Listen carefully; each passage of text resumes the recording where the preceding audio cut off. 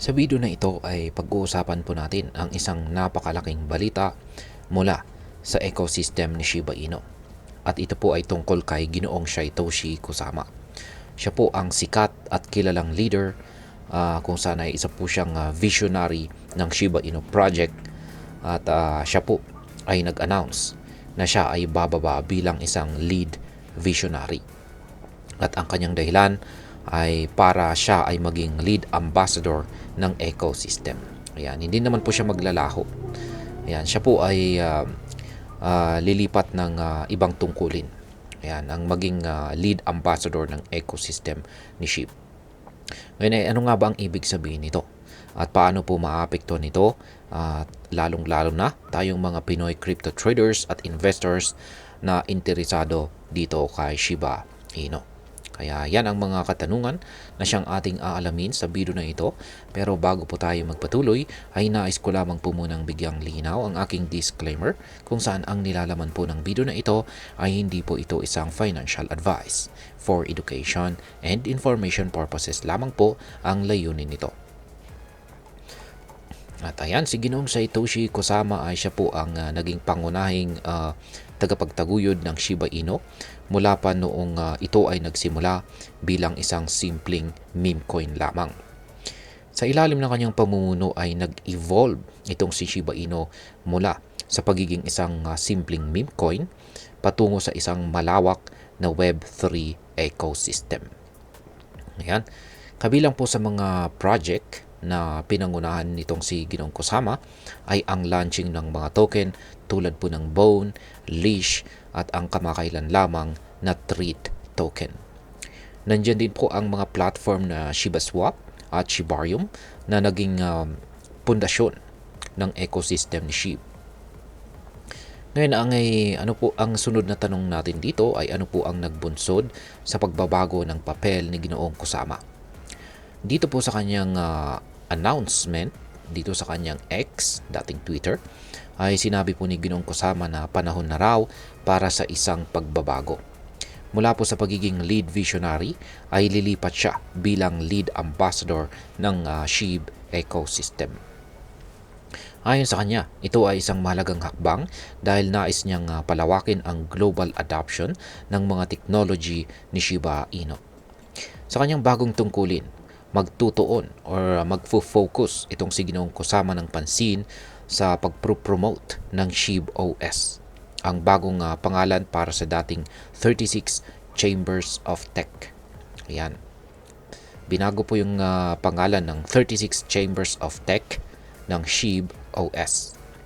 Ang platform na ito ay nag-aalok ng mga advanced na solusyon para sa Web3 integration kung saan ay angkop para sa mga negosyo, gobyerno at individual na nais gumamit ng decentralized technology. Kaya yan po ang gamit ng SHIB OS na ito. Ngayon ay ano po ang mga naging tagumpay ng Shiba Inu sa ilalim ng pamumuno ni Ginoong Satoshi Kusama.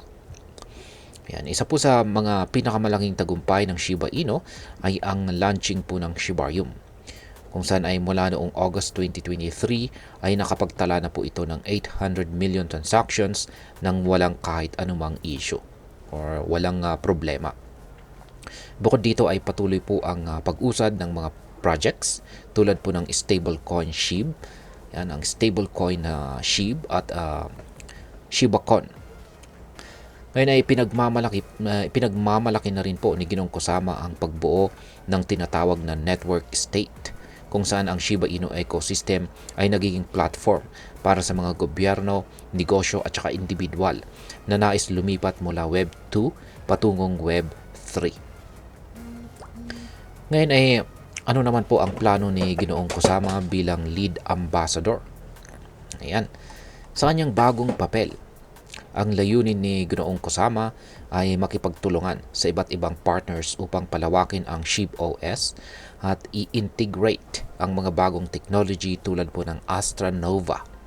Nais din po niyang pahusayin ang kolaborasyon or collaboration sa iba't ibang industriya upang mapatatag ang posisyon ni Shiba Inu bilang isang leader ng Web3. Nitong nakalipas na 6 na buwan Active po itong si Kusama sa pakikipagpulong sa mga global leaders, celebrities, business owners at NGOs upang itaas ang awareness tungkol po sa potensyal ni Shiba Inu.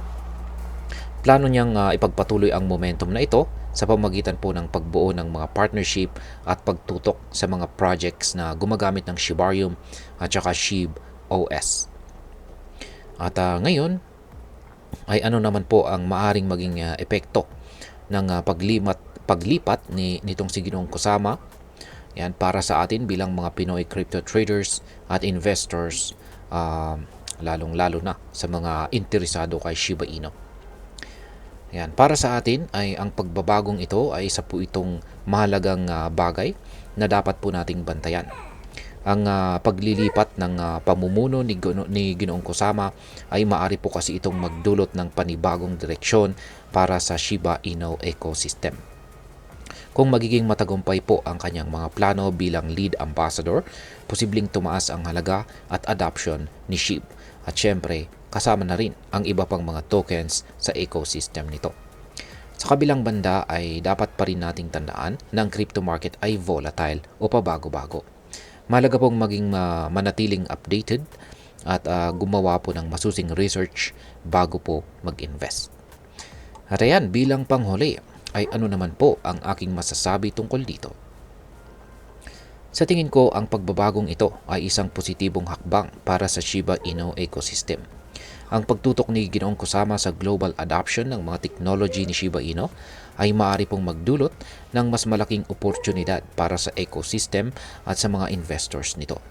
Gayunpaman, kailangan pong maging maingat pa rin tayo at patuloy na suriin ang mga developments. At ayan, hanggang dito na lamang po tayo sa video na ito mga ka-crypto. Sana po ay inyong nagustuhan ang aking paliwanag sa video na ito. Kung inyo po itong nagustuhan ay pakiclick lamang po ang like button nito. Marami pong salamat sa panonood. Ingat po tayo lagi at God bless po sa ating lahat.